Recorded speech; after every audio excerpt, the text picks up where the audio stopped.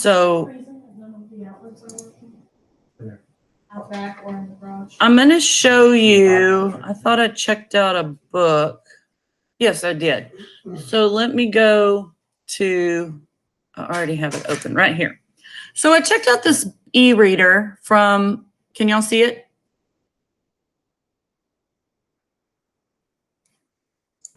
No. I'm not sharing. Okay. So let me share.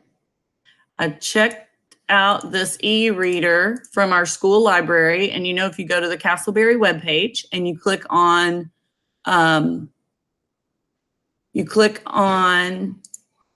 the library catalog, you can look for ebooks or audiobooks. And those are really good. And you can, and this is the library page. It says you do have access to ebooks, audiobooks, and databases. So you use the catalog and your ID number to access those resources, okay?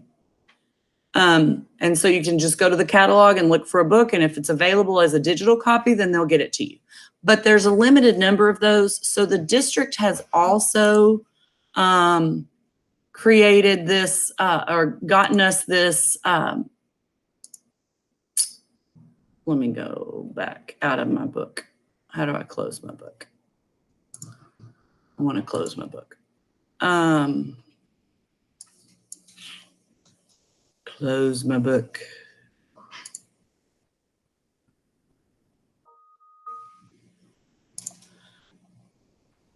I thought I said done.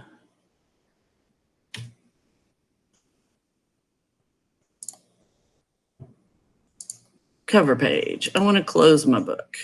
And there's a way to do this, I know. Anyway. Oh, there it is. So this is a website called Sora, S-O-R-A. And the school district got us for this for all of us. You just log in through Castleberry and ebooks, audiobooks available through the end of August. We are at Irma Marsh Middle School doing a book club. There'll be a live book club meeting on Thursday, tomorrow. And it is Insignificant Events in the Life of a Cactus.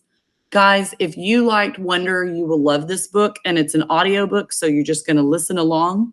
I've been listening to it for the last couple of days, and I finished it last night. It is so good. It's about a girl who was born with no arms. But it's not just describing her life or whatever. It's her telling the story of what it's like to move to a new school. And she's in middle school, and some of the things she deals with, and it's really very interesting. But as you can see, there's lots of interesting books and fun books. There's different kinds, from fantasy to love stories to all different things that you can check out. You can borrow it. You can listen to a sample to see if it's something you might like.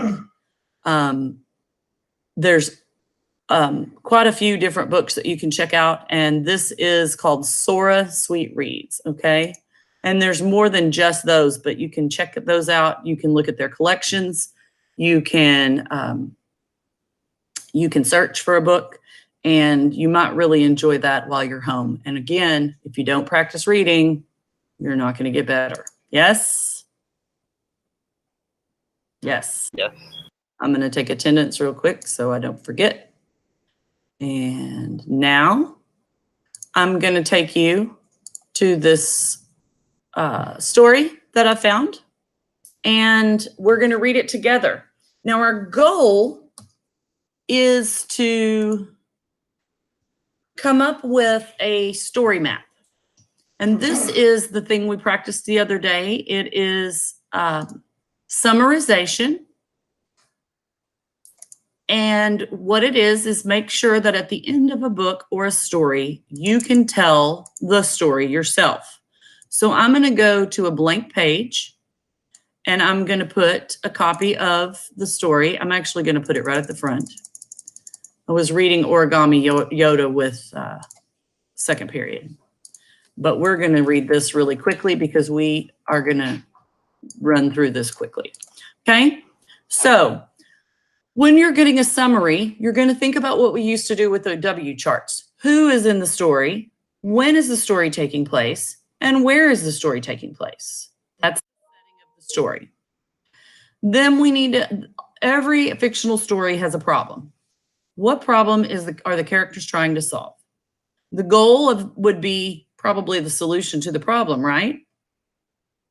The action is what they do to solve the problem, and the outcome we usually find at the end of the story, which is how the story ends. The solution to the problem, all of that, okay?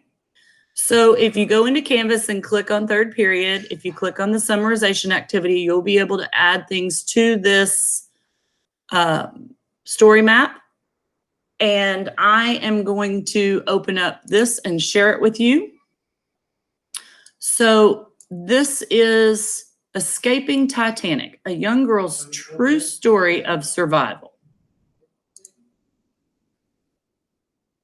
Okay, this is the inside cover to the book. It is written by Mary Beth Lorabecki with illustrations by Corey Heinzen. Okay. So can y'all see my screen well? Yes. Okay. Now remember, you're looking for the answers to all of those things we need to fill in. And when you hear something, you can put it on the origami. I mean, it says Origami Yoda, but it's not for this story.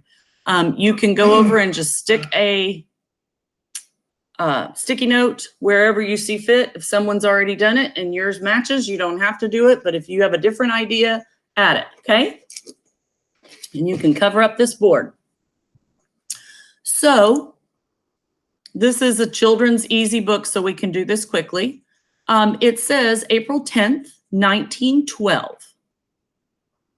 On a train from London, 12-year-old Ruth Becker spied the RMS Titanic. It rose like a city on the sea, 11 stories high and 4 blocks long. It was the biggest, fanciest, most expensive ship ever made, built to be unsinkable. Jacob, would you read the second page for me? Yes. Which page again? Next one? The second page, yeah. Well, guess why it's gonna be too high? But to Ruth, the Titanic was just another ship, and after a month at sea, Ruth was sick of ships. Ruth missed her warm home in India, and her father. He was a missionary and had to stay behind. In her coat pocket, Ruth kept safe a handkerchief he had given her. 2 mighty whistles blasted time to board. Good.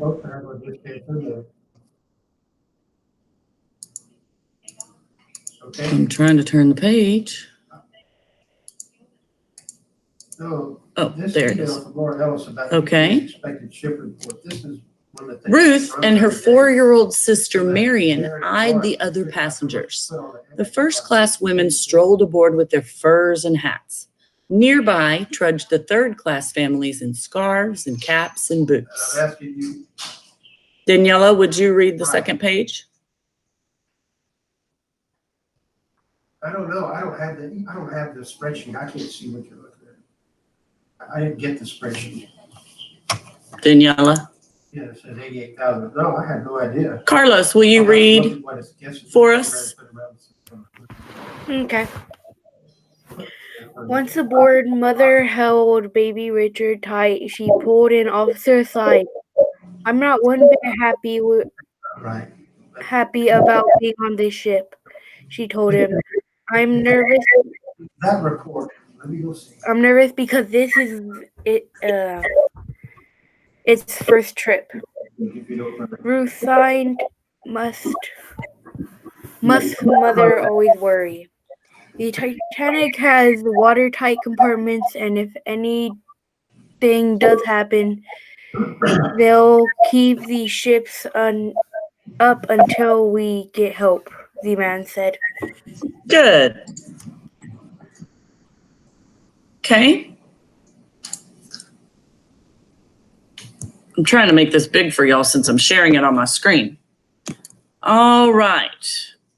While Mother fretted, Ruth and Marion ran ahead to find their cabin on deck F. Ruth had never seen such riches. The ceramic sink bowls sparkled, the carved wooden beds gleamed, and the crisp new sheets smelled like flowers. She noticed how the ship's engines hummed like the grasshoppers back home in India. Itiel, would you read for me on the next page? Days passed, each one offering new places to explore. The fancy dinner room, the library, the deck, roof, Dining room. dining room, the library, the decks. Roof pushes a Pushed. pushed a carriage Yes. holding Richard. Everyone, they must seem happy. Everyone they met. Everyone met seemed happy to be on the famous new ship. The other kids exploring the stylish older girls and the handsome young men flirting with them and the sweet older couples. Older couples. Okay. On Sunday, the 5th day at sea, the Atlantic Ocean Look. looked as gentle as a pond. Ruth paused in the cri- ch- crisp evening air. Frost crystals wrinkled, Whiskered. whiskered the rails. Sorry if we're keeping you awake. They seemed in Steam. the steam engines, pools, Pulsed. pause, Pulsed. pulsed loudly. The ship's sturdy breathing. Miss Beaker, Becker. Becker, is everything well? Asked a young officer. Very well, thank you, answered Ruth as she watched the sun paint as golden path across the water. Nicely done. Okay. And now we have the ship, and there's a picture on the left of him asking her how she's doing. And then on the right, Monday, April 15th, 12 a.m. Just after midnight on Monday, Ruth and Mother woke to silence. The humming engines had stopped. Yelling and footsteps soon echoed in the hallway. Ruth's mother jumped up and flung open the door. A cabin steward calmed her. There's just been a little accident and they're going to fix it. We'll be going on in a few minutes. Ruth lay down, but the engines did not start up again. The ruckus outside their door only grew louder. Hissing steam howled like a siren. What was going on? About 20 minutes later, another steward appeared at their door.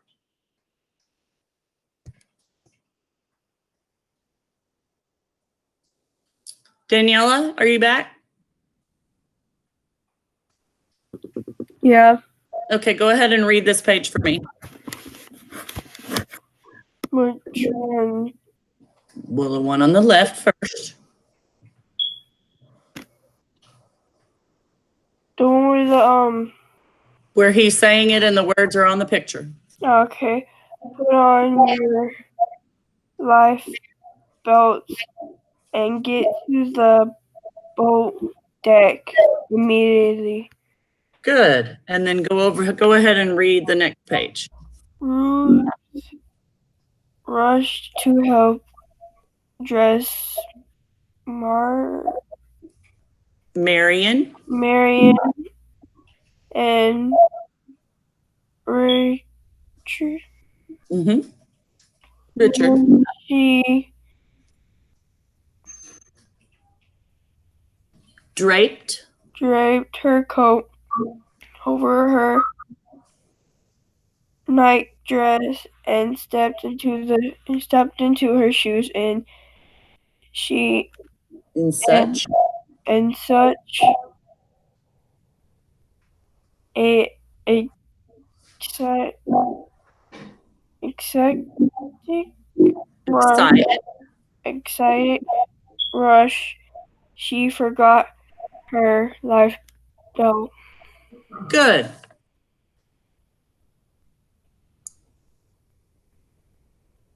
Devin, would you read for me on this page? Ruth and her family trailed the Steward. steward out many flights to a jackside room. Other women and children waiting there. Some were crying.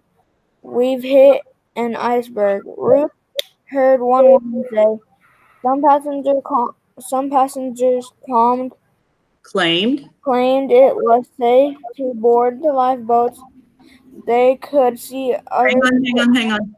It says some passengers claimed it wasn't safe. wasn't safe to board the lifeboats. They could see other ships on the horizon and would wait for it to rescue them. After all, the Titanic couldn't sink, but Mother was adamant.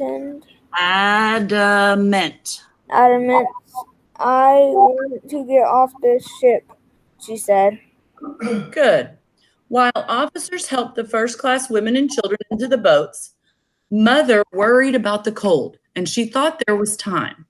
Ruth, would you run back to our room and get 3 blankets? She asked. Ruth edged against the crowds down 5 flights to their cabin. Then she made her way back to the deck. Who hasn't read yet? I think everybody's read. Itiel, go ahead and read for me again.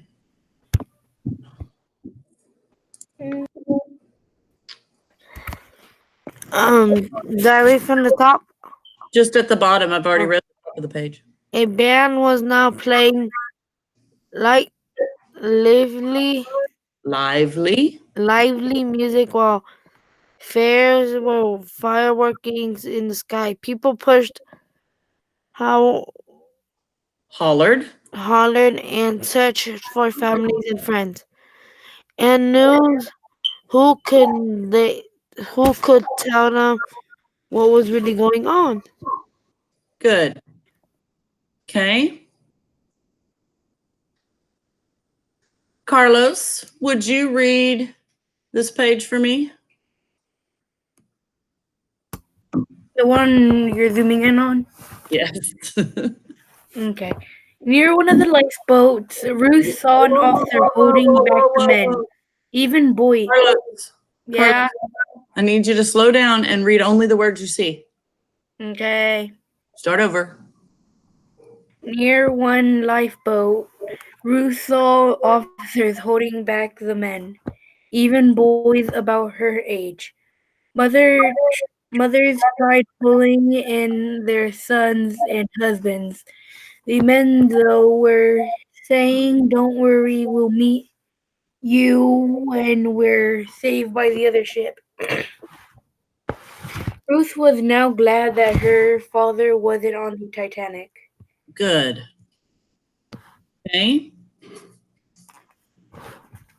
Please let me in, Ruth's mother pleaded loudly. Those are my children. The steward picked, I skipped something, I'm sorry. 1:25 a.m. Breathless, Ruth reached her mother just as officers were passing Richard and Marion into Lifeboat 11, which was already being lowered down. If you hear horns, guys, our teachers are doing a parade for the kids in our school district, and they're driving around in buses. So there's horns outside of my house. Where were we? Breathless, Ruth reached her mother just as officers were passing Richard and Marion into lifeboat 11, which was already being lowered down. That's all for this boat, the steward yelled. Please let me in, Ruth's mother pleaded loudly. Those are my children. The steward picked her up and dropped her in. As mother looked up, she saw Ruth still standing on the deck. She shrieked in terror. Ruth was now alone on the Titanic.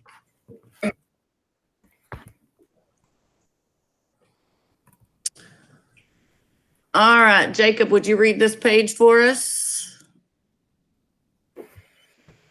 From the darkness below, Mother's scream pierced the air. Ruth, get into another boat. Ruth spotted lifeboat 13 being roped down. She zigzagged to a kind-looking young steward. May I please get in this one? Sure, he said. She was the last person allowed on. Can y'all imagine if this was you? And you were a kid and your mom got on another lifeboat and you weren't there? That's traumatizing. Yeah. When lifeboat 13 hit the water, it was swept under another boat lowered. 2 seamen shouted, 1, 2. They slashed 13's end ropes and the boat shot free. The ship, y'all. In this picture, you can see the lifeboat that they're on down in the bottom corner, and then you see going underwater. Pretty crazy, huh?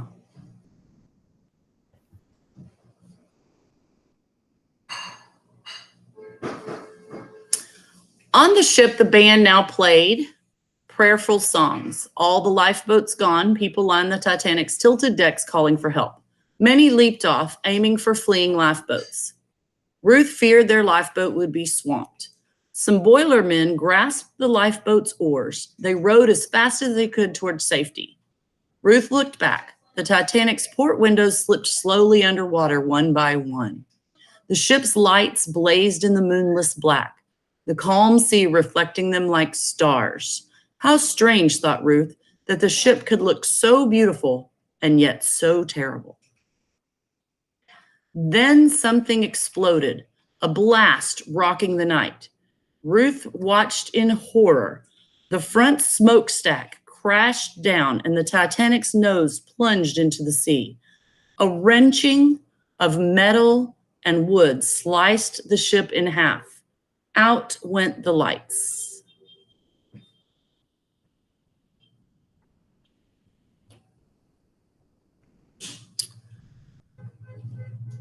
The rear of the ship rose skyward. Ruth could hear dishes, glasses, and glasses smashing, furniture crashing, people screeching for help. The lights flashed on again. The stern stayed up for 2 minutes. For a minute or so, standing on its ripped end, people falling into the black water. Then darkness folded them all in and the ship dropped into the deep.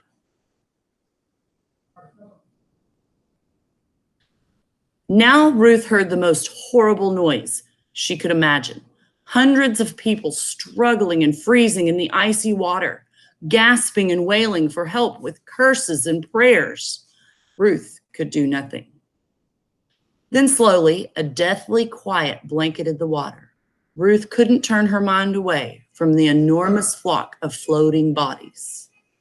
Even as the night chill knifed in her own hands and feet, Ruth tore apart her blankets to warm the rowers. When an oarsman cut his finger, Ruth quickly wrapped it with her father's handkerchief. Gradually, the lights of the ship were rowing toward dimmed, then vanished. Ruth closed her eyes and prayed for some sign of hope. There was nothing but darkness. So what was that? They were rowing toward a ship and it went away?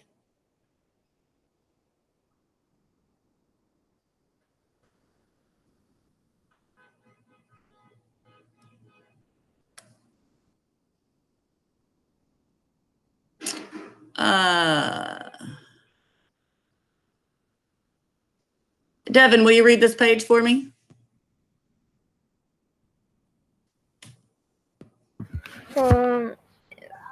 The long, hopeless hours went on and on, the same cold and cold and cold. Ruth tried to comfort a woman weeping at her side. Finally, far out in the dark, she spotted a dot of light that grew brighter and larger. Ruth and her boat mates waved and screamed and waved some more. It was a ship. As the dawn glimmered, the men rowed with new energy. Ruth finally felt her hopes rising. When they reached the Carpathians.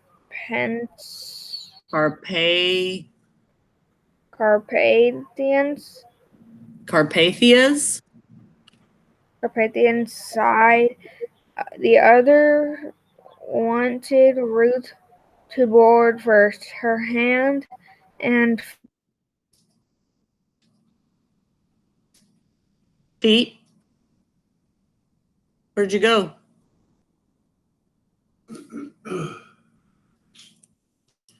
Devin, what happened to you? I can't hear you anymore. Let's see where we were.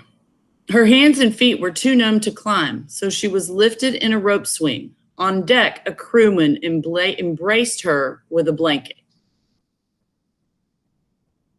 Okay, we're going to stop there, and I'm going to go over here. So the setting is the Titanic. Who is Ruth? Do we know when this happened? I need y'all to go ahead and fill in as many of these things as you can. Okay?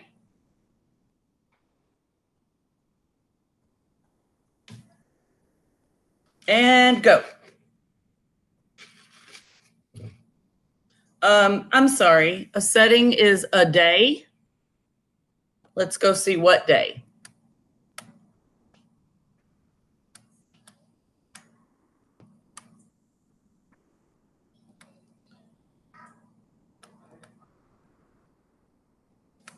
Looks like it was Monday, April 15th. And the year was 1912. April. Miss Barney, Yeah. can you hear me now? Yes. All right, something went wrong with my internet. That's okay. It happens to the best of us. So it was 1912. April 15th was the exact day. So y'all drag your things to the right place. Good. Okay. What's the problem? Miss Barney, I may leave this call because my internet is bad. Okay, you can leave the call and just go ahead and fill in on the Jamboard. All right.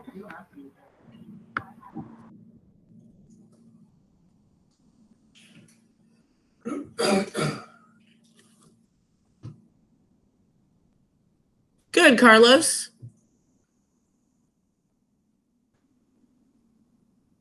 Good, Jacob.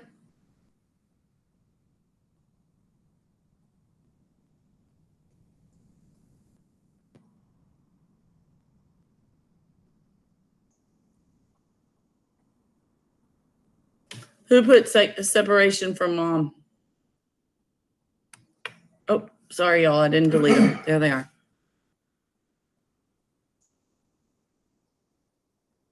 Who did that one? That's Carlos. Good. Separation from her mom. Okay. The action is using the ropes to get out of the ship and the lifeboats.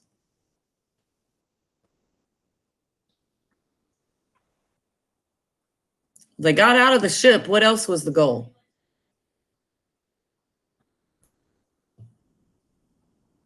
Somebody come up with another goal besides get out of a sinking ship.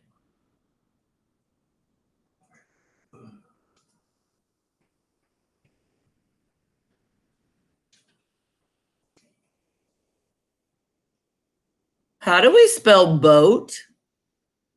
You said the bout, brax, and have. Let's try the boat, O-A. Breaks is E-A. Good.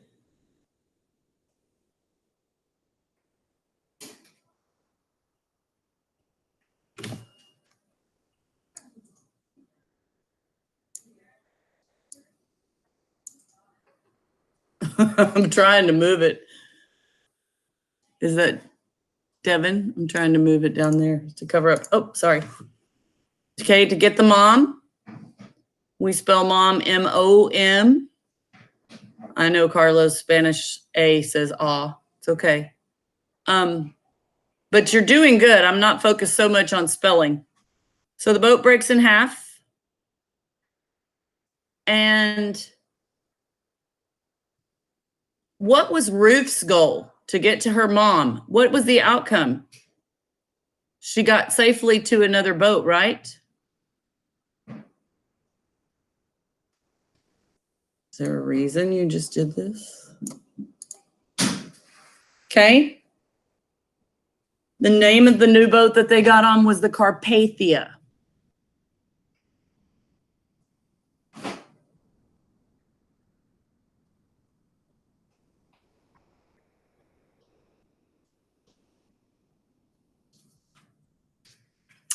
So let me ask you guys, if you'll unmute for a minute, what sad Mexican noises? What is that? Okay, so the goal of this lesson, y'all are funny. Go ahead and unmute for a minute if you're still on. And I like your answer. Some people escaped, but some did. Many people escaped, but some didn't. And let's go ahead and look at now, and I think Devin may be back on. I want y'all to unmute, and real quickly, I want to discuss how does keeping track of these parts of a story help you when you summarize?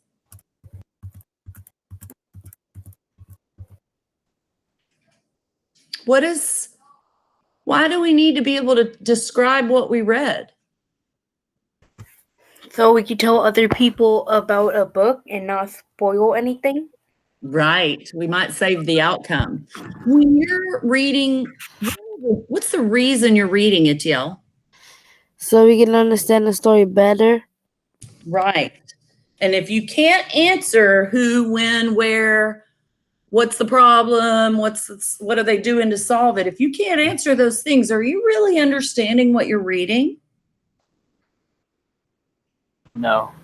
No. And so those things help you with answering these questions.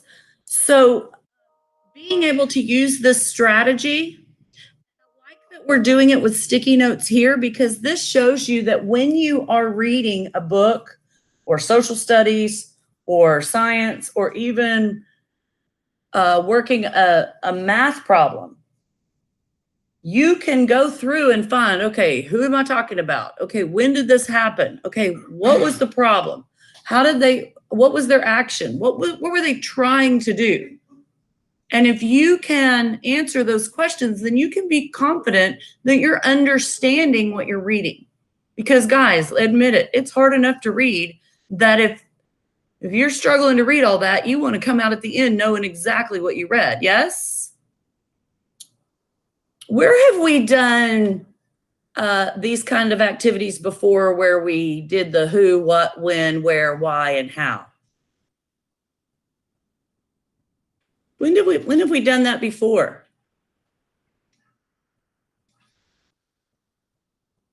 Come on, guys, talk to me. Daniela, when have we done that before?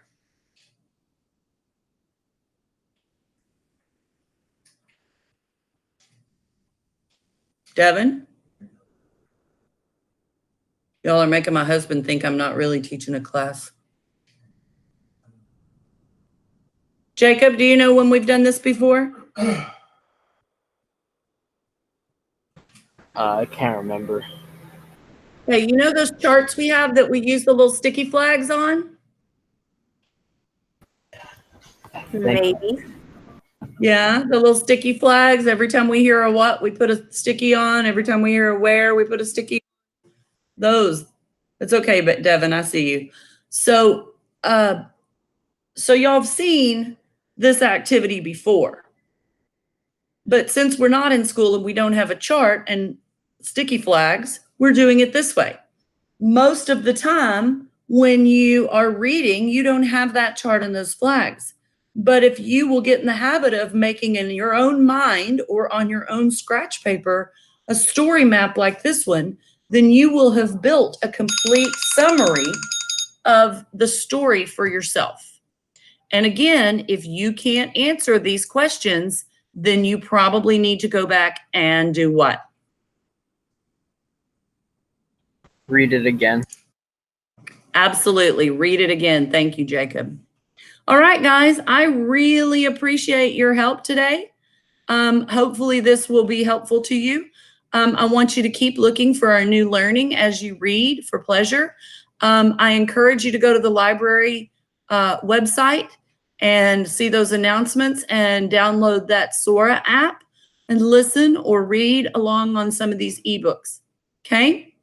And I'd like you before Monday to try to read something, and it can be Origami Yoda if you want, or something on Bookshare that's out there for you.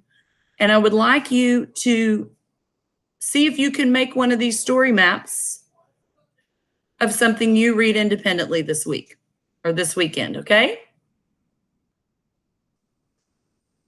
And I see you on Monday.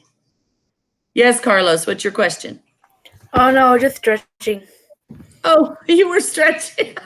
I love you, Carlos. I miss you guys so much. He literally just did a hand raise. And I said, do you need something? And he said, no, just stretching. Because that's what you do in class, isn't it? Itiel, you raised your hand? You gotta unmute Itiel so I can hear you. Nah, just stretching. Y'all are so cute. I love my babies and I miss y'all. Carlos raised his hand, or you gave me a high five or something. But anyway, he was not really trying to get my attention. He was just stretching, and then Itiel did it. Danielle, Devin's laughing. Danielle, Daniela, did you find your book? No. Oh, well, I hope you find it and you read some more. And I encourage y'all to read Origami Yoda. It's really funny. We'll probably start reading that on Monday to finish out our last 2 weeks of school. Okay? I already read it. It's a good book. Yeah, it is. Bye. Okay. I love you guys. Wait, are my books gonna be counted for as missing? No. Okay. The librarians know there's not a way to return it. Okay, bye. Love y'all. Bye.